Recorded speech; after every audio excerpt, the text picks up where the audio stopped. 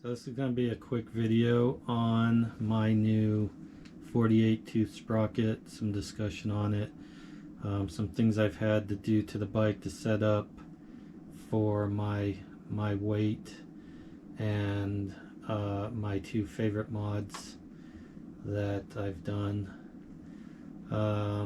So on the sprocket, for the technical part of it, there wasn't any real specs for it, so when I don't have any torque specs, I just use my torque wrench in reverse, and usually I can get pretty close to what it's supposed to be torqued at. So I got, for the wheel bolt, I got 30 to 35 pounds. I put it at 35 pounds. And for the sprocket bolts, I got about 15 pounds, but since they're aluminum, I added a little more. I torqued it at 20 pounds with Loctite, so hopefully that's close to what it is actual.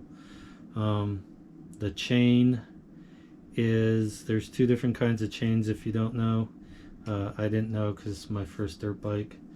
So I've had motorcycles in the past, but I never worked on them, so I didn't know there was two different kind of chains. The one that comes on it is O-ring type, and this one that I got's the standard type without O-ring.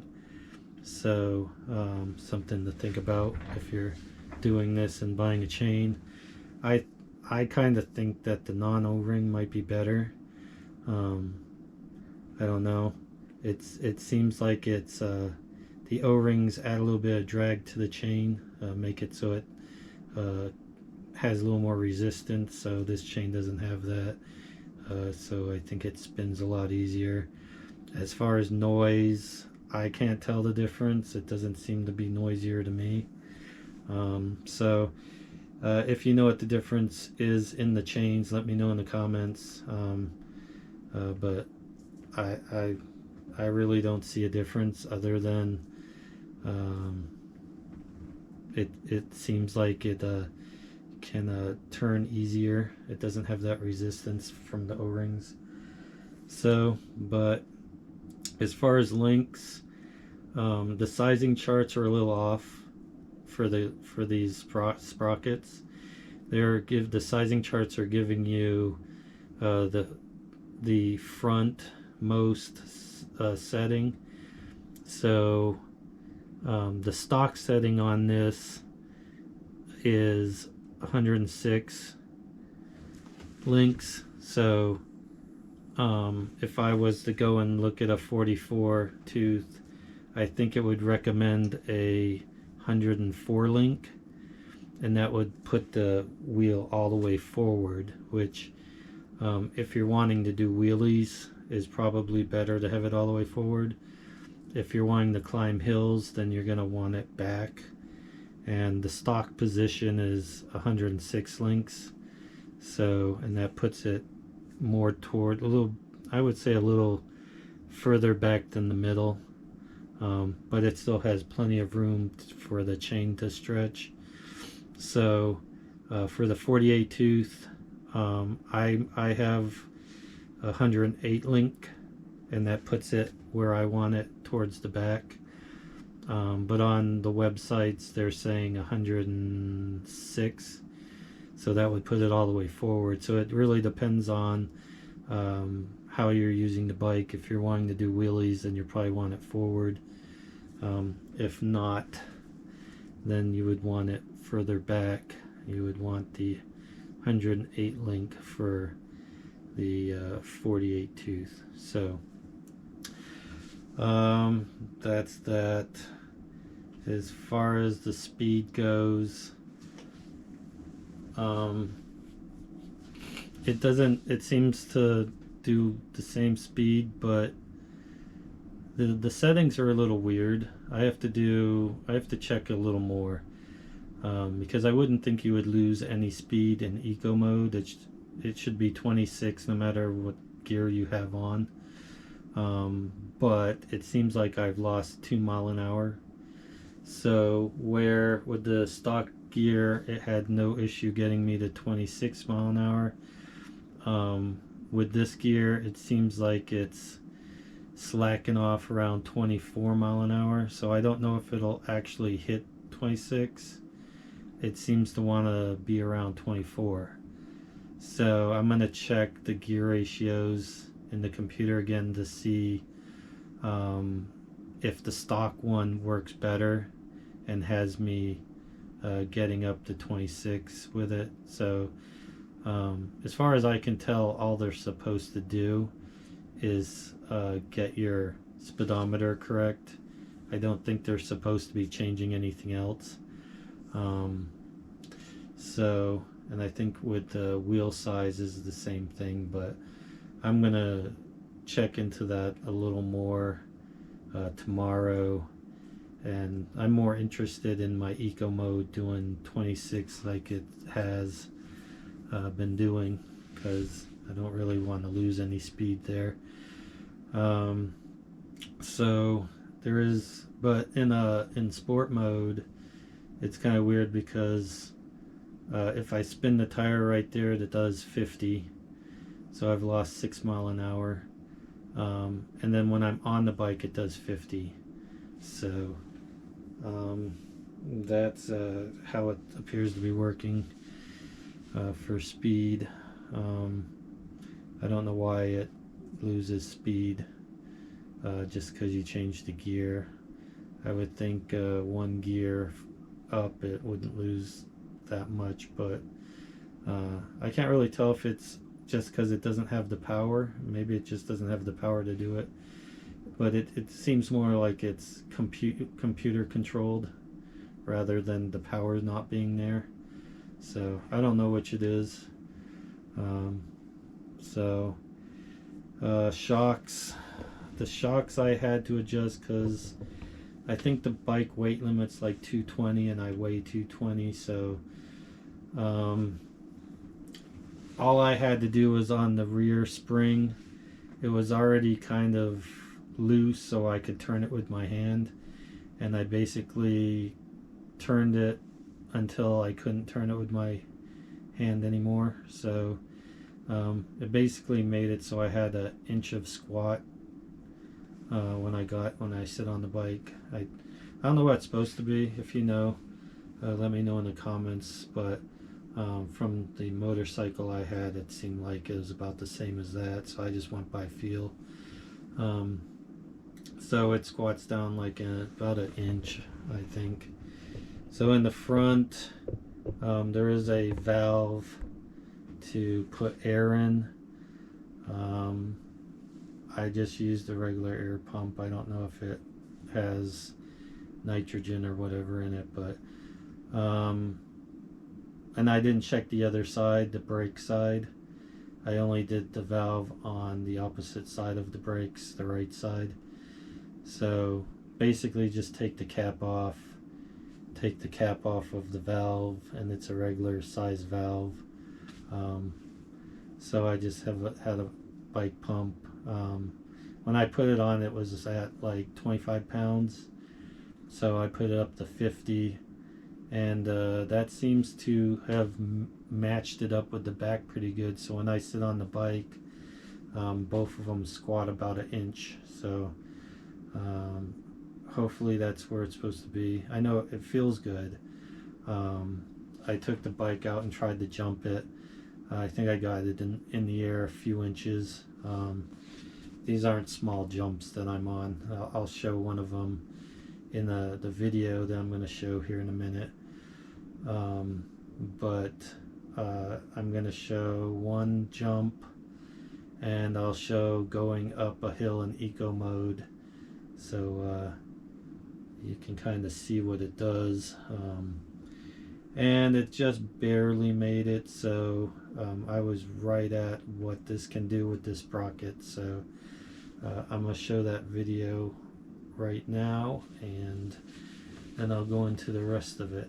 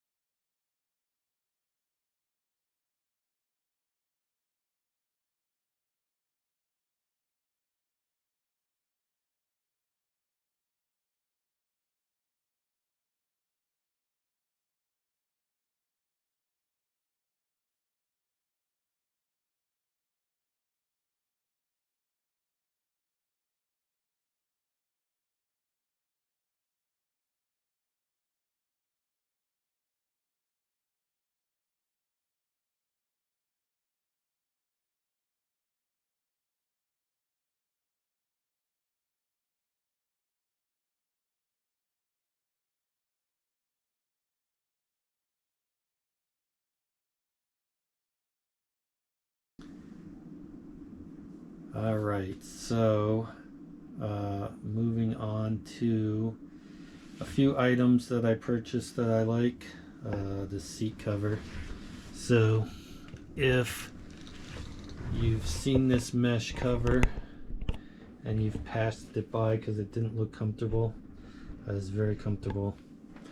In fact, it is way better than foam. Anything foam. Foam just squishes down. This is actually springy, so as you're bouncing, it kind of bounces with you. And yeah, I had no issues with it. When I got back from my ride to Chimney Rock, I was not feeling it at all. I mean, it's pretty comfy. These straps are pretty long, so the Velcro actually Velcros up here, and it kind of makes like a little thing right there to sit up against. So I really like it. It's easy to clean. And if it gets wet, it just dries real quick. So that is something I like. And then there is this pack that I got. This fits perfectly right here. That's the brand. All my stuff is almost out of battery, so I have to have it on power. But that is what I got. I can fit a big water bottle in here. I can fit my gloves, and I can fit a hat in there. Works good. Next is, well, I'll show this other pack real quick.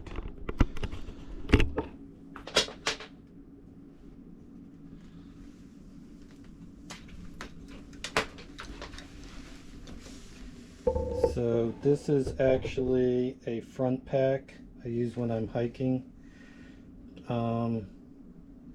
So I wear it on the front, and then I wear a backpack. It fits there perfect. I just put some tape underneath it to make sure it doesn't scratch the fender, but it fits on perfect. I just tied it on with that and tied it on up here, and that works good for there. I keep my pump and patches and a bunch of stuff in there. So that is that. And now for my favorite stuff. So this is my second favorite, I guess you could call it a mod or something. I saw this on Talaria Boys. So if they came up with this, pretty cool. So basically it's a pump airbag that's in here. It pretty much looks like this one. This is the brand I got. It has 3 of these in it. One of them's really long, a bit longer than this one, like that. So this brand is working good. I pumped it up like, I don't know, 3-4 days ago, and it's held its pressure, so that's pretty good. So what I've done on it is, in here I have a felt pad, and then I have the airbag, and I think the felt pad lets the controller breathe a little bit. So I don't know if everyone got this like blue felt with their bikes, but basically I have it on the bottom and like that, and then I put the airbag on this side of it with the battery. So I think it helps it breathe a little bit, dissipate heat, hopefully. So that thing's great because I do not like that battery bouncing around, and it doesn't bounce around anymore. It was really making me nervous. I don't like big batteries like this, so now that it doesn't bounce around, I'm a little happier with it. So my favorite mod is one that I did, but I don't know how common this is. I didn't really look. I just had the idea to do it and ran with it. So I know there's half grips out there, but I don't know that they actually make one for this bike, so I just made my own. So basically just need two grips, two of the same grips, the kind for the throttle, twist throttle. So basically all I did was cut the grip, take this end off, and then I cut the twist throttle part with one of these, so it made a real nice cut. And then I cut the new grip, the grip for that side over there, and put it on here because it's going onto the bar now, and put this back on, and then loosen this to snug it up to this, and try, shouldn't get any dirt in there like that. It works pretty good, so I can have two fingers on there to work this, and then if anything happens I can grab the whole bar. This really helped me in the video going up the hill. It really helped out to keep the throttle, well, when I was in eco mode, and that I just had it floored the whole time, but I went up it in sport mode, and so I was able to keep a constant throttle and not be bouncing around, because it was bouncing around a bit, but otherwise, you know, when I hit sand is when it's the problem, because there's little pockets of deep sand and it'll throw the front wheel one way or the other. And so if the bike goes this way, that's when I have a tendency to give it more, and that can cause me to lose it a little bit. I haven't crashed or anything. I've caught it every time. I guess that's the one good thing about this bike and how light it is and everything. It's easy to control. So but that's my favorite. That's probably the best mod I've done for me. And also my wrist is better, and my wrist was getting really sore from doing that and bouncing around, and now I find that I don't have so much motion in my wrist when I'm riding from all the bumps and everything.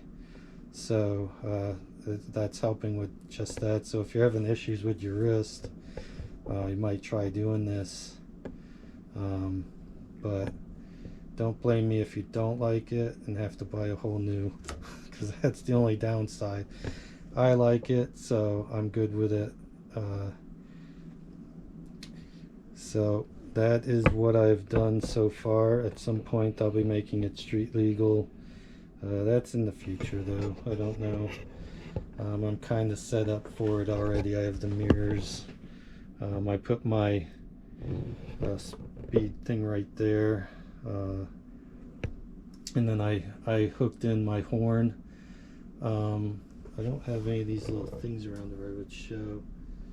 I don't like to cut wires, so I always look for something that I can use as a plug, and I'm going to show real quick. So if you're trying to relocate your horn and you don't want to cut any wires or anything, cut the horn wire, these are from my remote control car and truck. They're common in RC stuff. These actually fit right into the little round plug. So the horn has one of these. So this actually fits right on there. It goes right in, and then what I do is I just use the shrink seal, shrink wraps, shrink seal, whatever it is, on it to seal it all up, and then wire in the wires for it. This pack comes with all that stuff. So, but that's what I used on those. If I have to deal with these little plugs, I make my own little plug. So I try not to cut wires whenever possible, so that's what I use. And I have turn signals, I have pretty much everything to do it. I just don't need it yet, so I'm going to hold off on it for a little while. I have my headlight that works on that, so that's where I'm at. Hopefully something in here helps you out. Thanks for watching.